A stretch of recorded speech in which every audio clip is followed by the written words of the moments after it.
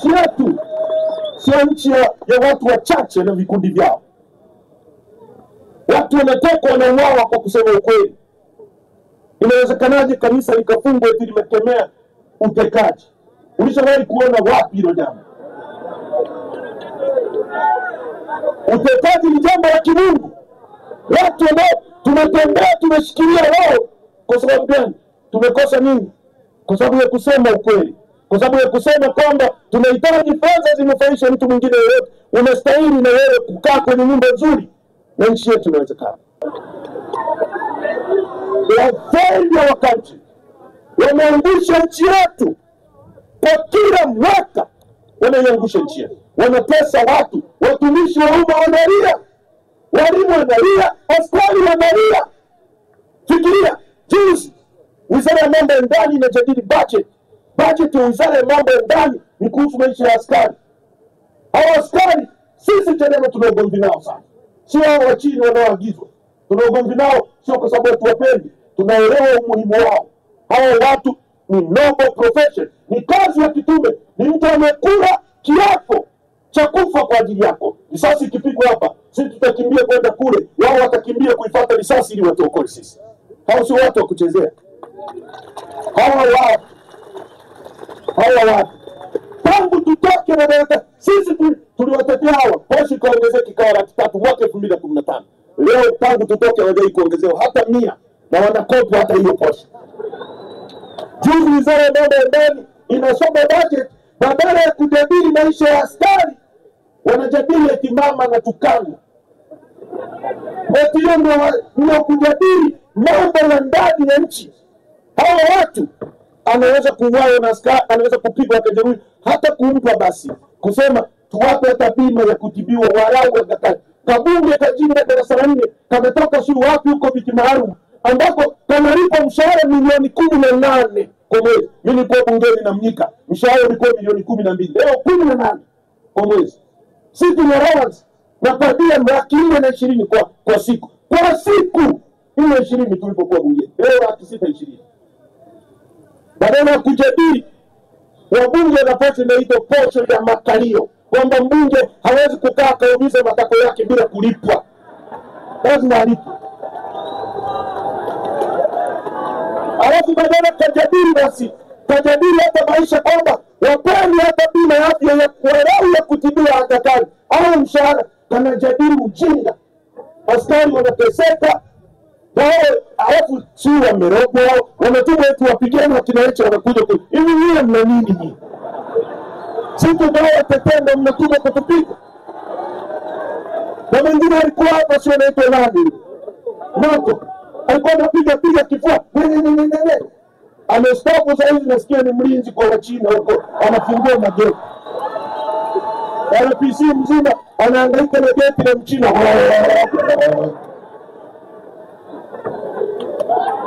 Nchi hii hata sisi tukiingia askari wetu hawa tutawatumia hawa. Hatutatoa askari Rwanda wala Burundi, ila tutawaongezea mishahara. Walimu wetu acheni kutumika, mnateswa sana. Tunahitaji kuishi maisha yote wazuri. Unafungulia redio unakuta serikali imefanya matumizi yasiyokuwa na tija bilioni 571 kwa mwaka, wakati migodi yetu imechukuliwa na pesa ya China kwa sababu eti vijana wa Tanzania hamna mtaji. Tungechukua vijana 100 tukawapatia migodi, tukawapa na mtaji.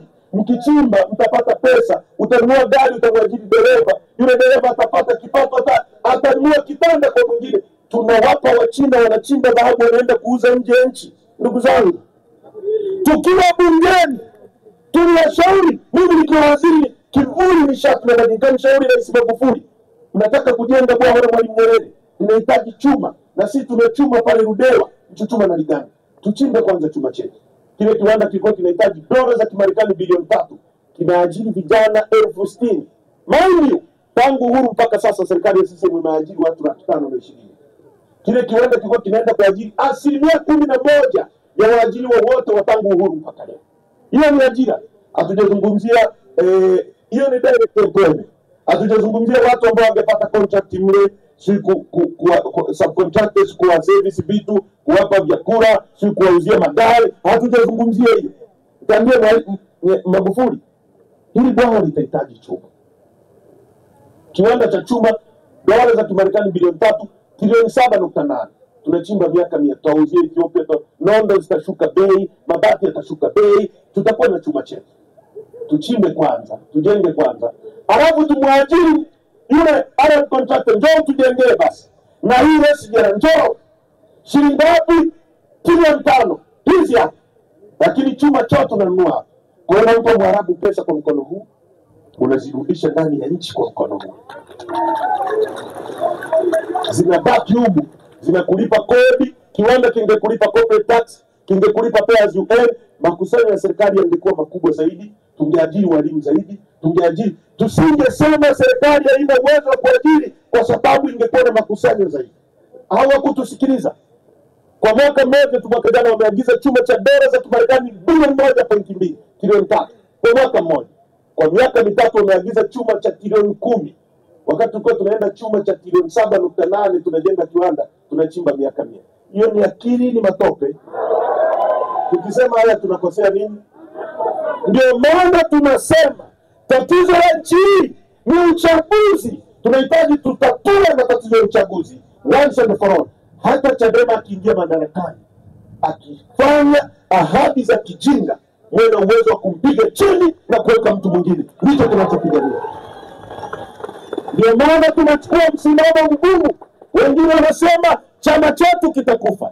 Unasikia tunanyimwa ruzuku, unasikia tunashambuliwa, unasikia unaambiwa eti wakati wowote utapigwa risasi au utakamatwa. Mimi natembea kama mtu aliyekufa miaka mingi sana. Lakini lazima tubadilishe nchi. Tumekataa kupiga magoti. Tukiamua kupiga magoti, kesho tutakuwa tunapigiwa sauti na askari. Haki ya Mungu nawaambia, nikimnyanyulia huyu mama simu kwamba mama, najiunga na wewe, kesho nitakuwa mbunge, nitakuwa waziri. Tumekataa kwa sababu yenu. Tuungeni mkono. Tuombeeni, tupiganie chama chetu. Hiki chama kikifunga mdomo, kikawa chama vibaraka kama vingine.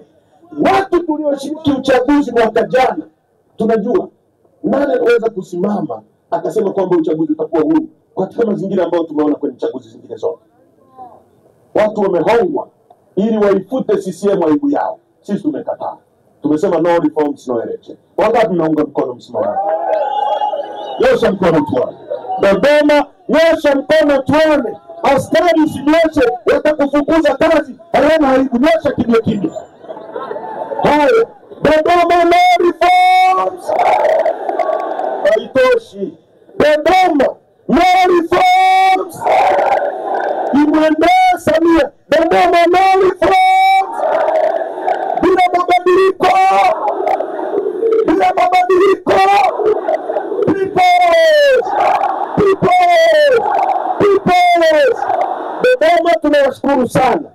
Haiwezekani mechi inachezwa Simba na Yanga alafu refa anakuwa Haji Manara. Hiyo mechi haitawezekana. Haitawezekana. Mtu atachezea foul katikati ya uwanja, Haji atasema ni penalty. Uongo kweli? Au mechi inachezwa Simba na Yanga, mshika kibendera au Ahmed Ally. Itawezekana? Atawaambia washambuliaji wa Simba kaeni kule, hakuna offside kwenye hii mechi. Sasa nataka tuende kwenye mechi ambayo Omar Ramadhani Mapuli wa CCM ni mjumbe wa NEC. Inawezekana hiyo? Na wanaunda chama kikaragosi ili kiwafute hiyo aibu. Alafu watu ambao walikuwa na sisi, wengine hawajawahi kushinda uchaguzi wowote, eti wanasema tunaogopa. Mimi naogopa uchaguzi? Au Nika amekuwa mbunge miaka 10. Lissu amekuwa mbunge miaka 10. Mimi nimekuwa mbunge. Sisi tunaogopa uchaguzi sisi? Alafu watu ambao wamegombea miaka 20 hawajawahi kushinda hata kitongoji wanasema wanaogopa uchaguzi. Wamehonga fedha. Si mnajua? Si mnakijua? Chama kikaragosi mnakijua? Kinaitwaje? Ndiyo wajanja sana.